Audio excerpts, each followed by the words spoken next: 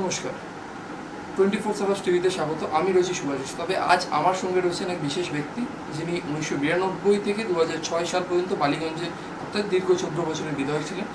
তার রাজনীতিতে তিনি এসেছেন, একসময় তিনি ডিআইএফ এর রাজ্য সম্পাদকও ছিলেন, আবার বাম সরকারের আমলে তিনি চিফ হুইপও ছিলেন। আজ আমার সঙ্গে রয়েছেন রবীন দেব। রবীন্দ্রবাবু, আপনাকে প্রথমেই স্বাগত। তবে কি প্রদেশ কংগ্রেস সভাপতি অধীর রঞ্জন চৌধুরীর হার নিয়ে কি মনে হয়? কারণ হচ্ছে বহরমপুর মতন লোকসভা তিনি এতদিন ধরে সাংসদ ছিলেন সেখানকার। হার হার মোহাম্মদ সেলিম জিতবে মুর্শিদাবাদ, এটা অনেকে আশা করেছিল। 5,35,000 ভোটও পেয়েছে। মমতা ব্যানার্জির লক্ষ্য ছিল যে সিপিআইএমকে এবং কংগ্রেসকে নীল করা। সেখানে কংগ্রেস মালদাতে একটা আসনে জিতেছে, কিন্তু বাকি আসনগুলিতে ওরা মুর্শিদাবাদের প্রত্যেকে টক্কর দিয়েছে কংগ্রেস আর বামপন্থীরা। কিন্তু ওর বিরুদ্ধে প্রার্থী কাকে করেছে খেয়াল রাখতে হবে। গুজরাট থেকে এনে বিজেপির নির্দেশে ইউসুফ পাঠানকে প্রার্থী করেছে। ইউসুফ পাঠানকে প্রার্থী করেছে, তারপরে দেখবেন দুর্গাপুরে এনে প্রাক্তন ক্রিকেট খেলোয়াড় কীর্তি আজাদকে প্রার্থী করেছে। এগুলি খেয়াল রাখতে হবে, এরা সব বিজেপি। শত্রুঘ্নের সময় একসময় বিজেপিকে প্রতিনিধিত্ব করেছে। এখন যে আমাদের গায়ক যিনি বালিগঞ্জের বিধায়ক মন্ত্রী বাবুল সুপ্রিয়, তিনিও বিজেপি করেছে। সুতরাং বিজেপি থেকে মাঝে মাঝে রপ্তানি হয়, আবার আমদানি হয়। কিছু রপ্তানি হচ্ছে, কিছু আমদানি হচ্ছে। এই কথাটা একটু খেয়াল রাখতে হবে। কে বিজেপি আজ এই যে উপনির্বাচনে জিতলো কৃষ্ণ কল্যাণী, ও তো বিজেপি ছিলেন, বিজেপি বিধায়ক ছিল। বিজেপি থেকে তৃণমূলে এলো, তৃণমূলের লোকসভা প্রার্থী হলো, হেরে গেল, আবার তৃণমূলের প্রার্থী হয়ে জিতলো। একই লোক এই গত 2 বছরের মধ্যে 2টো সিট বলে জিতল, এই গত 1.5 মাসের মধ্যে 2টো সিট বলে জিতল। এগুলি কথাগুলি পূজার প্রশ্ন। স্বাভাবিকভাবেই অধীর চৌধুরীকে টার্গেট করেছে। অধীর চৌধুরী একটা মুখ ছিল, পরিষদীয় দলের লোকসভায় নেতা ছিল। অধীর চৌধুরীকে হারাবার জন্য সে বাইরের একজন প্লেয়ারকে এনে, ওখানে মাইনরিটি ভোট আছে, এই সবগুলিকে দিয়ে ব্যবহার করে ওকে হারিয়েছে। তবে এক সময় দেখা গেছে যে বাম অর্থাৎ সিপিএম এর ক্ষেত্রে দেখা গেছে বারে বারে যুবদেরকে তুলে আনা হয় না। তবে এই নির্বাচনে কিন্তু যুবদেরকে টিকিটও দেওয়া হয়েছিল, যেমন শ্রীরামপুর, যাদবপুর, প্রতিকুর রহমান ছিলেন। সেক্ষেত্রে যুবদের একটা কিন্তু ধাক্কা খেয়েছে। সবাই ভেবেছিল এটা 50-50 একটা ফাইট হতে পারে, সেই তেমন কিছুই দেখা গেল। অর্থাৎ তৃতীয় স্থানে এলো। তরুণদের সবসময় তরুণ হচ্ছে ভবিষ্যৎ, দ্য ফিউচার অফ দ্য আমাদের দেশে পৃথিবীর যে মানব সম্পদের কাছে তারা হচ্ছে ভবিষ্যৎ। সুতরাং তাকে কমিউনিস্টই সবচেয়ে বেশি মর্যাদা দেয় প্রথম থেকে। তরুণতর অংশকে সিপিআইএম যেমন বুদ্ধদেব ভট্টাচার্য যেমন এমএলএ হয়েছে, কত বছর বয়স ছিল, এগুলি খেয়াল রাখতে হবে। এগুলো অনেকে জানে না। সুশান্ত ঘোষ যে এমএলএ হয়েছে কত বছর হয়েছে, উপেন কিস্কুল যেমন এমএলএ হয়েছে কত বছর, 25 বছর হয়, 25 বছর। সাইবুদ্দিন চৌধুরী এমপি হয়েছে 28 বছরে, তখন এমপি হতে পারতো 28 বছর জাস্ট বয়স। আমাদের শ্রমিক লাইদি কত বছর বয়সে এমপি হয়েছে, এগুলি খেয়াল রাখতে হবে। বামপন্থীরা সবসময় তরুণোত্তর অংশ, মাঝবয়সী এবং প্রবীণ নবীন এবং মাঝবয়সীদের মেলবন্ধন করে চলেছে। জনসংখ্যার দিক থেকে আমাদের দেশের এখন 40 পর্যন্ত ভোটার, তার হচ্ছে 60%-এর অভাব। এগুলি একটু মাথায় রেখে আমরা চলি। কিন্তু বয়স দিয়ে তরুণোত্তর অংশ প্রার্থী করেছি তো আমাদেরকে মানুষ ভোট দেয়নি। তরুণোত্তর প্রার্থী আমরা মীনাক্ষী মুখার্জিকে প্রার্থী করেছিলাম নন্দীগ্রামে 2021-এ। ঐশী ঘোষও ছিল, দীপশিতও ছিল। তাহলে তারা কি ভোট পেয়েছে খেয়াল রাখতে হবে। মীনাক্ষী মুখার্জি 2.64% ভোট পেয়েছে। সুতরাং মীনাক্ষী মুখার্জির যে ভূমিকা, তার যে দৃঢ়তা, সেটাকে ভোটের ক্ষেত্রে, যেহেতু ভোটটা প্রকৃত অর্থে আমরা আমাদের বিচারে মানুষ দেখবে ভবিষ্যতে যে প্রকৃত অর্থে মানুষের যে মনোভাব তা প্রতিফলিত হচ্ছে না। এর জন্য ইয়াং হোক আর সিনিয়র হোক আর জুনিয়র হোক, সেটা ক্রাইটেরিয়া নয়। সিনিয়ররা তো ভোট পাচ্ছে। এই যে জিতল সৌগত রায়, তার দলের লোকেরাই তাকে পছন্দ করে না, অভিষেক পর্যন্ত তাকে পছন্দ করে না, কিন্তু তিনি তো জিতে বেরিয়ে এলেন। সুদীপ বন্দ্যোপাধ্যায় জিতে বেরিয়ে এলেন, তার নিয়ে তো অনেক কথা ছিল। তাদের বিরুদ্ধে দুর্নীতির অভিযোগ আছে, জেল কেটেছে, তারাও ভোট পেয়ে যাচ্ছে। সুতরাং ভোটের এই যে ফলাফলের নিরিখে সব কিছু বিচার করা যাবে না। ফলাফলটা হয়েছে আমরা মেনে নিচ্ছি, কারণ সংবিধানের ব্যাপার। কিন্তু এটাকে গভীরে গিয়ে ভাবতে হবে। এটা এখন সেকুলারিস্টদের একটা গবেষণার বিষয় দাঁড়াতে হবে ভালো করে, যে কিরকম ভাবে এই রেজাল্ট, আন্দোলন সংগ্রাম মাঠে ময়দানে সবসময় প্রতিবাদে দেখা যাবে বামপন্থীদের, আর ভোটের সময় দেখা যাবে যখন রেজাল্ট বেরোচ্ছে তখন দেখা যাবে তৃণমূল বা বিজেপি। একটা জিনিস দমদম লোকসভার ক্ষেত্রে যেটা দেখা গেছে, দমদম লোকসভাতে সুজন চক্রবর্তী যে ভোট পেয়েছেন তার মধ্যে কিন্তু একটা বড়নগর বিধানসভাটাও আসে, সেখানে কিন্তু একই সঙ্গে উপনির্বাচন হয়েছে, সেখানে কিন্তু সেই তুলনায় কিন্তু ভোট পায়নি বাম, অর্থাৎ লোকসভাতে যে ভোটটা পেয়েছে বিধানসভাতে সেই ভোট কিন্তু নেই। দেখুন, পঞ্চায়েত মিউনিসিপ্যালিটি পঞ্চায়েতের সাথে বিধানসভা মেলে না, বিধানসভার সাথে লোকসভা মেলে না। এরা একই দিনে ভোট হয়েছে, একই দিনে ভোট হয়েছে। আমি 1996 সালে বালিগঞ্জে আমি প্রার্থী ছিলাম, একই দিনে ভোট হয়েছে, একই লোক দুটো কনস্টিটিউয়েন্সি ভোট দিয়েছে, লোকসভা বিধানসভায়। তখন লোকসভা একসাথে হয়েছে, মমতা ব্যানার্জি জিতেছে আমার কনস্টিটিউয়েন্সিতে, আমি জিতেছি একই কনস্টিটিউয়েন্সিতে, তখন বালিগঞ্জ ছিল। এ কথাটা একটু মাথায় রাখতে হবে। এরকম ভারতবর্ষে অনেক ইতিহাস আছে, একই বুথে লোকসভার একরকম ভোট, বিধানসভা একরকম ভোট, এরকম অনেক ইনস্টেন্স আছে। মানুষের কনসিডারেশন অন্যরকম হয়। কিন্তু আমি বলছি বরানগরের যে কথাটা আনছেন, সেখানে প্রকৃত অর্থে সেই জায়গায় যদি বিচার করে আন্দোলন সংগ্রাম মানুষের ত্যাগ তিতিক্ষা সব বিচার করতো, তাহলে সায়ন্তনীর সাথে আমাদের যে তন্ময় ভট্টাচার্য, সে তুলনা হয়। তন্ময় ভট্টাচার্যের ভূমিকার সাথে আন্দোলন সংগ্রামে মাঠে ময়দানে এটা হয় না। কিন্তু মানুষ রেজাল্ট হয়েছে। আবার ওখানে সুজন চক্রবর্তী অপেক্ষাকৃত বেশি ভোট পেয়েছে। এটা সেটা শুধু বরানগরের ক্ষেত্রে দেখলেন যখন একসাথে হলো, অন্য ক্ষেত্রেও তাই হয়েছে। আপনি মুর্শিদাবাদে দেখুন না, একই হয়েছে, যে লোকসভা একরকম ভোট, বিধানসভা একরকম। ফলে এইটাকে অবশ্যই এগুলি নিয়ে আমাদের ভাবার বিষয় আছে, আমাদেরকে ভাবতে হবে ভালো করে, যে একই লোক দুরকম ভোট দিচ্ছে কেন, আমাদের কোনো ফাঁক আছে কিনা, আমাদের কোনো দুর্বলতা আছে কিনা, সেগুলি আমাদের খুঁজে বের করতে হবে। কিন্তু এইটা একমাত্র এটার সাথে মেলাবেন না। দিনের সন্ত্রাস নিয়ে বারংবার অভিযোগ তুলেছে, সেটা সিপিএম হোক, কংগ্রেস হোক, আইএসএফ হোক কিংবা বিজেপি, সে বিষয়ে কি বলবেন? সেই সামনের উপনির্বাচনও তাই দেখা গেল বিধানসভার সামনের না, বিগত উপনির্বাচনে তাই হচ্ছে। সন্ত্রাস তো হবেই, কারণ ওরা, আপনি আজকে দেখুন এই যে এখন যা পশ্চিমবাংলায় হচ্ছে, যেখানে যা হচ্ছে, এই জেসিবি বলুন, এখানে শাহজাহান বলুন, এখানে জয়ন্ত সিং বলুন, যা যদি দেখুন, এই এখন সাদ্দাম চলছে কুলতলি, এই যে এগুলি একটার পর একটা যে চলছে, এরা কারা? যত রকমের দুর্নীতি তার সাথে জড়িত তৃণমূল বা বিজেপি, যত রকমের গুন্ডাগার্দি চলছে সাথে তাতে জড়িত তৃণমূল বা বিজেপি। এগুলি কোথা থেকে এলো? শ্রীমতী মমতা ব্যানার্জি যখন লোকসভার সদস্যা, এমপি এবং মিনিস্টার, তখন টালিগঞ্জে 2011 সালে মে মাসে লাস্ট প্রচারের দিন তিনি বলেছিলেন উনি গুন্ডা নিয়ন্ত্রণ করেন। 2011 সালে মুখ্যমন্ত্রী হওয়ার পর নভেম্বর মাসে ভবানীপুর থানায় পুজোর ভাসানে, জগদ্ধাত্রী পুজোর ভাসানে কিছু বেলেল্লাপানা করেছিল। থানার অফিসাররা কতগুলি যারা দুষ্কৃতী তাদের অ্যারেস্ট করেছিল। মুখ্যমন্ত্রী স্বয়ং গিয়ে থানা থেকে তাদের বের করে নিয়ে চলে আসে নভেম্বর মাসে। কি বার্তা গেল?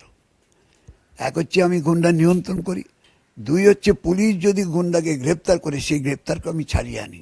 তাহলে বার্তা কি হলো? গুন্ডাগার্দি করো, আমি হচ্ছি পৃষ্ঠপোষক। পশ্চিমবাংলার রাজনীতিতে সবচেয়ে ভয়ঙ্কর দিকটা হয়েছে গত 13 বছরে আক্রান্ত আর আক্রমণকারী। আক্রান্তকে প্রোটেকশন দেওয়ার কাজ হচ্ছে সরকারের, পুলিশ প্রশাসন তাদের। আমাদের উল্টোটা দেখছি, এখন আক্রমণকারীকে প্রটেকশন দেয় আর আক্রান্তকে তাকে পর পর পর পর নানাভাবে হেনস্থা করা। এই দুটো কৌশল হয়ে গেছে এখন সবচেয়ে বড় এই রাজ্যে। ফলে আপনি যে বললেন যে সব পার্টি সন্ত্রাস করে, কোথায়? এইটা হচ্ছে আরেকটা রাজনীতির মানে খেলা, বিশেষ করে মিডিয়ার খেলা। সবাইকে এক করে দাও, তেলে গিয়ে এক। হ্যাঁ, শাসক দলের আর কথাটা দেখে নেব যে শাসক দল মানে কি। এখন আপনি দেখুন তৃণমূল মাইনাস পুলিশ আছে, তৃণমূল প্লাস পুলিশ তৃণমূল আছে, আর সিপিআইএম আছে সিপিআইএম মাইনাস পুলিশ মাইনাস গুন্ডা তা নিয়ে টিকে আছে। এটা কথা খেয়াল রাখবেন তো। এই যে 13 বছর ধরে তো আমাদের পরীক্ষা হচ্ছে, এত মিথ্যা মামলা, সুশান্ত ঘোষকে জড়ানো, গৌতম দেবকে জড়ানো, কাকে, সুজন চক্রবর্তীকে কাকে না দিয়েছে, সবার পেছনে একটা করে দিয়েছে, একজনকে গেছে। এদের এখন 27 জন জেলে আছে, 28 জন জেলে ছিল তো শিক্ষা মামলায়। প্রাক্তন শিক্ষামন্ত্রী থেকে শুরু করে উপাচার্য পর্যন্ত আরম্ভ করে সব জেলে আছে। বামপন্থীদের একজন জেলে আছে এই ইস্যুতে, দুর্নীতির ইস্যুতে, দেখাতে পারবেন? কোন এই যে কথাগুলি তুলে দিচ্ছে আরএসএস ছেড়ে দেয়, তাদের যে গ্রুপ আছে তারা ছেড়ে দিল, এটাকে আপনারা মিডিয়া সেগুলিকে বলে দেয়, বলে সব এক। আর সব এক কি করে হয়? এই যে ভোট লুট করলো, লুট যে করলো আর ভোট ঠেকাতে গিয়ে যে গেল, দুই এক হলো? যে আক্রমণকারী আর যে আক্রান্ত দুই এক হয়? দুটো কি করে হচ্ছে? এই যে আপনি ভাঙরের কথা বললেন, নৌশাদ সিদ্দিকী, আইএসএফ, এসব, এই যে ভাঙরে কি ঘটেছে আর এখন কি ঘটছে, এগুলি খেয়াল রাখতে হবে। ক্যানিংয়ে, ভাঙরে, এই যে আরাবুল থেকে শুরু করে সত্তার মোল্লা, এইসব এগুলির সাথে তুলনা হয়। কে এগুলিকে সার্টিফিকেট দিয়েছে? কে তাজা নেতা বলেছে? মন্ত্রী যদি তাজা নেতা বলে, তারপরে সে যদি শিক্ষিকার ইয়ে ছুঁড়ে দেয়, জগ ছুঁড়ে মারে, তাকে যদি তাজা নেতা বলে, সে আরো বেশি আক্রমণাত্মক হবে। এ কথাটা তো বুঝতে হবে। কেন 52 দিন লাগলো শেখ শাহজাহানকে গ্রেপ্তার করতে? কেন একটা কথা বলা হচ্ছে না যে রেশন দুর্নীতিতে কারা কারা ছিল, বাকিবুল, তার সাথে কে আছে, বনগায় যারা দাবড়িয়ে বেড়াতো তারা কোথায় এখন? এগুলির সাথে মেলাবেন তো না, মিলে বলে দিল বিজেপি, সিপিআইএম, কংগ্রেস, তৃণমূল সব এক। কোথা থেকে এক হলো? কোনো ভুলভ্রান্তি কোনো দলের মধ্যে হতে পারে, একটা দুটো, একটা হচ্ছে প্রাতিষ্ঠানিক আর একটা হচ্ছে ব্যতিক্রমী, দুটো এক হয়? এইটাই সমস্যা। যদি এইগুলি যত বেশি বলা হচ্ছে না, তত বেশি হচ্ছে ইন্টেলিজেন্স দেওয়া হচ্ছে এই দুষ্কৃতীদের, দুর্বৃত্তদের, দুর্নীতিগ্রস্তদের এবং হানাহানি, মারামারি, বিভাজন যে শক্তি, তাদেরকে দেওয়া হয়। এটা থেকে বিরত থাকাটাই ভালো। গতকাল সায়েন্স সিটিতে কার্যকারিণী সমিতির বৈঠক বসেছিল বিজেপি। সেখান থেকে শুভেন্দু অধিকারীকে মঞ্চ থেকে বলতে শোনা গেছে, সবকা সাথ সবকা বিকাশ এবার বন্ধ করো, সংখ্যালঘু মোর্চার আর দরকার নেই। কি বলবেন সেই বিষয়ে? যদিও তাকে ডিফেন্ড করেছে কেউ কেউ, আবার কেউ সরাসরি বিরোধিতা করে বলেছে। দেখুন, স্বয়ং প্রধানমন্ত্রী, কেন্দ্রীয় স্বরাষ্ট্রমন্ত্রী, তারা মুসলিমদের বিরুদ্ধে কি বলেছে সেটা একটু ভাবুন। শুভেন্দু কে? শুভেন্দু হচ্ছে তৃণমূল থেকে আসা একজন বিজেপির নেতা। ও তৃণমূলে ছিল।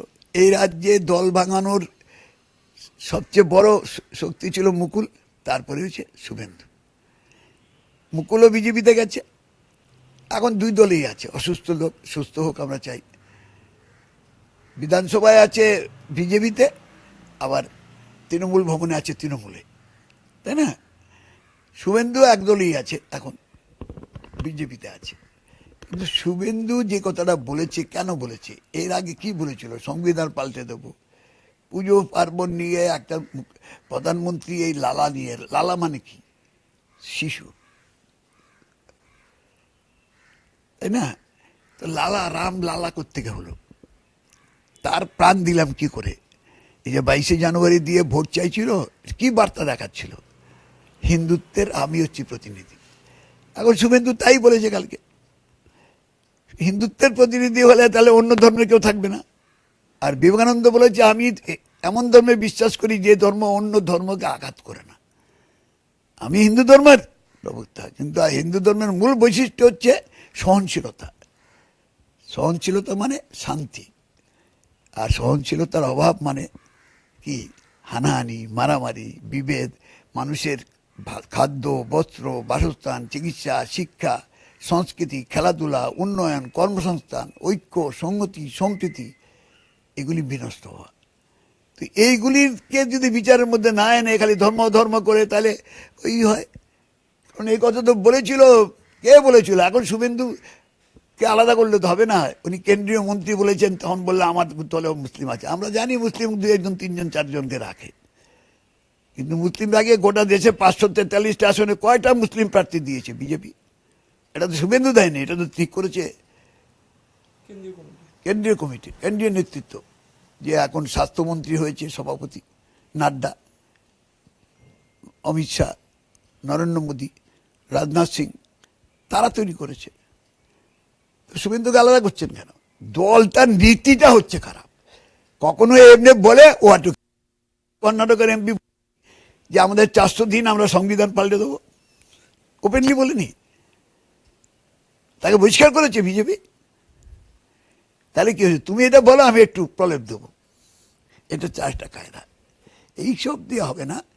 বিজেপি তার যে নীতি, বিভেদের নীতি, তারা দেশের সংবিধান মানে না, দেশের পতাকাকে মানে না, দেশ যেভাবে গড়ে উঠেছে সেটাকে ওরা কোনোদিন সমর্থন করেনি। আন্দোলনে ওরা বিশ্বাসঘাতকতা করেছে, ওরা মুচুলিকা দিয়েছে, ওদের নেতারা, এরা গান্ধীজিকে খুন করেছে। তাদের যারা তারা কখনো দেশপ্রেমিক হতে পারে না। 2026-এ আর 1.5 বছর বাকি আছে, আপনাদের দলের স্ট্র্যাটেজি কী হবে? কারণ সেখানে যদি ইন্ডিয়া জোটে এই মুহূর্তে রয়েছে আপনাদের দল কংগ্রেস, সেই সময় যদি তৃণমূল কংগ্রেসের সঙ্গে এখানে হাত মেলায়, সেক্ষেত্রে আপনারা কি করবেন? আমরা আমাদের কথা পরিষ্কার বলে দিয়েছি, বিজেপির বিরুদ্ধে এবং রাজ্যের তৃণমূলের বিরুদ্ধে। কারণ হচ্ছে বিজেপির জন্ম হয়েছে 1980 সালের 6 এপ্রিল, আর তৃণমূলের জন্ম হয়েছে 1998 সালের 1 জানুয়ারি। তার আগে একটা দলের জন্ম হয়েছে তৃণমূল 96 সালে, সেটা তামিল মানিলা কংগ্রেস, চেন্নাইতে। সেই দলটার নাম অনুসরণে এখানে এই রাজ্যে টিএমসি হয়েছে। ওটার নাম তামিল মানিলা কংগ্রেস, আর এটার নাম হচ্ছে তৃণমূল কংগ্রেস। তামিল মানিলা 3টে আলাদা শব্দ, তামিল মানিলা কংগ্রেস। কিন্তু এখানে ওইটাকে অনুসরণ করতে গিয়ে আরএসএস এর নির্দেশটা বাংলাটাকে বিভক্ত করে দিয়েছে, বাংলা শব্দকে। তৃণমূল শব্দটা কি যুক্তাক্ষর? যুক্তাক্ষর, তাকে আলাদা করলো কেন? টিএমসি, এটা বুঝে রাখতে হবে। ওটা আরএসএস এর নির্দেশে করে। আরএসএস এর দল হচ্ছে, প্রথম আরএসএস এর দল হিন্দু মহাসভা, তারপরে দল জনসংঘ, তারপরে দল হচ্ছে বিজেপি। এবার আরএসএস যখন দেখলো এ দিয়ে হচ্ছে না, কংগ্রেসকে দুর্বল করতে হবে, জিকে মুপানোর নামে, যে এখন মাঝখানে যে কেন্দ্রের অর্থমন্ত্রী হয়েছিল পি চিদাম্বরম, তিনিও ওই দলে যোগ দিয়েছিলেন, খেয়াল রাখবেন, পরে বেরিয়ে এসছেন। জিকে মুপানোর নামটা মনে রাখবেন। 29শে মার্চ 1996 সালে ওই দলটা তৈরি হয়েছিল, ওটাকে অনুসরণ করেছে।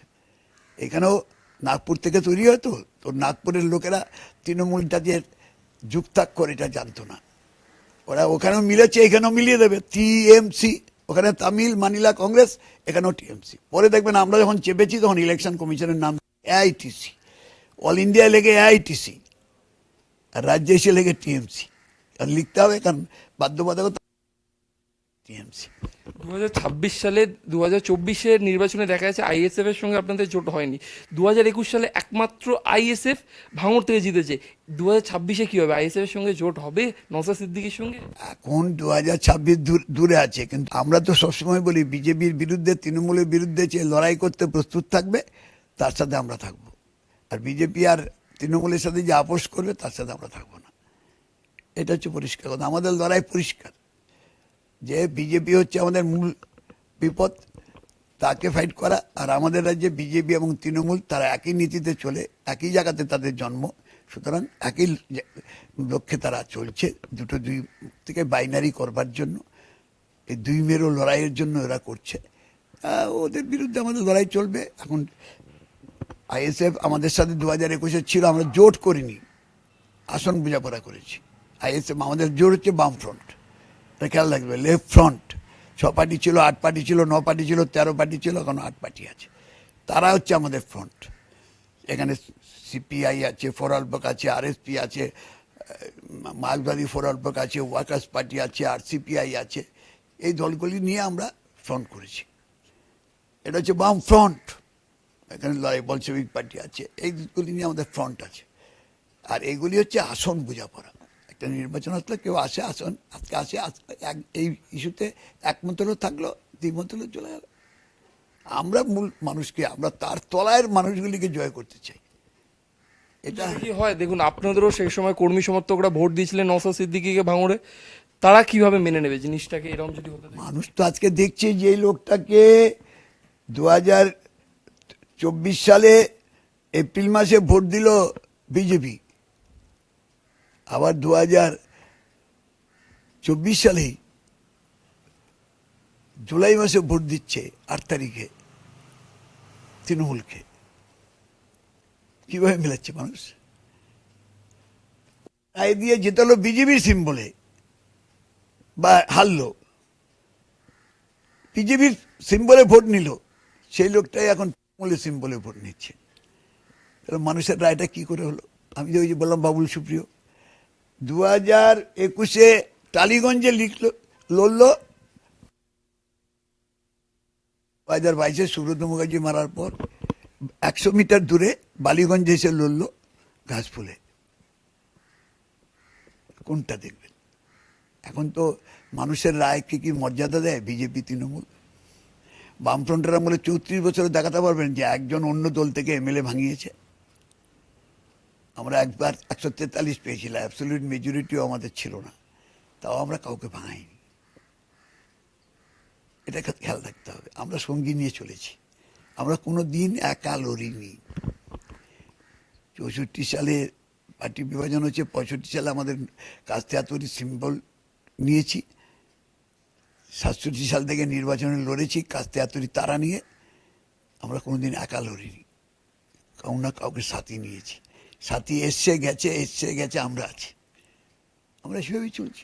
সুতরাং এদেরকে এইভাবে দেখে 26 আছে, 26-এর জন্য আমরা আন্দোলন সংগ্রাম প্রস্তুতি নিয়েছি। বুথভিত্তিক সংগঠন আমাদের দুর্বলতা আছে, সেই দুর্বলতা মেরামত করার জন্য আমাদের তরুণতর অংশ, ছাত্র, যুব, মহিলা, শ্রমিক, কৃষক, ক্ষেতমজুর, কৃষক, সমস্ত অংশের তারা নিজের জীবন জীবিকার লড়াইয়ে অভিজ্ঞতার মধ্য দিয়ে শত্রুমিত্র চিনছে, চেতনার মান উন্মেষ ঘটছে, চেতনার সেইগুলি দিয়ে আমরা, এটাই হচ্ছে আমাদের হাতিয়ার।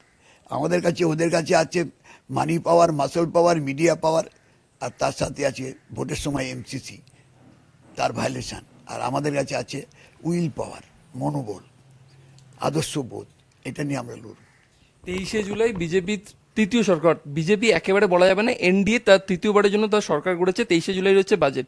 কি মনে হচ্ছে? কারণ এখন রয়েছে জোট সঙ্গী, আগে নিজস্ব সংখ্যাগরিষ্ঠতা দিয়ে সে তার আর্থিক নীতি ঠিক করতো, এখন কি মনে হচ্ছে? শোনো, যেই জোট সঙ্গীরা কয়েকদিন আগে, যারা জোট সঙ্গী কারা? তারা কি স্থিতিশীল? ওনার 2 জোট সঙ্গী এখন বড়, জেডিইউ কয়েকদিন আগে ছিল, হচ্ছে ইন্ডিয়া তৈরি করার মূল প্রবক্তা ছিল। তো জেডিইউ কি একবার এ পাত্রে একবার ও পাত্রে? চন্দ্রবাবু নাইডুকে জেলে কে পাঠিয়েছে? বিজেপি। সেই চন্দ্রবাবু নাইডুকে নিয়ে এখন ঘর করছে। তাহলে এদের যখন নীতিহীনতাটাই হচ্ছে নীতি, তখন জুলাই মাসের 23 তারিখে বাজেটে অন্য কিছু নীতি হবে? ওরা নীতিহীনতা, মন্ত্রিত্বের শেয়ার পাওয়ার জন্য আর ভাগ পাওয়ার জন্য, এই অন্যায়ের ভাগ নেওয়ার জন্য তারা যখন জোটে যুক্ত হয়, বাজেটের সময় তারা অন্য জায়গায় যাবে। খালি বাইরে বলবে আমরা একটু দর কষাকষি করবো, বার্গেনিং করবো। বার্গেনিং কি বার্গেনিং করছে? বার্গেনিং কি মানুষের মূল্য বৃদ্ধি রোধ না করলে আমরা থাকবো না? বলুক। বেকারদের কাজ না দিলে আমরা থাকবো না, সকলের শিক্ষা না দিলে আমরা থাকবো না। বলুক, দেশ ভাগ করার শক্তির সাথে হাত মেলালে আমরা থাকবো না। বলুক, ধর্মের নামে বিভাজন হলে আমরা থাকবো না। বলুক। এটা হচ্ছে নীতিগত। দুর্নীতি আর নীতিহীনতা এর সাথে আপোষ করে মানুষের স্বার্থ রক্ষা করবে, এটা বলা যায়? ধন্যবাদ আপনাকে রবীন্দ্রবাবু। আমরা এতক্ষণ ধরে কথা বললাম রবীন্দ্রবাবুর সঙ্গে। তিনি বিভিন্ন রকমের আলোচনা আনলেন, যেমন রাজ্য রাজনীতি, তেমনই এলো কেন্দ্রীয় রাজনীতির আলোচনা। ধন্যবাদ সকলকে।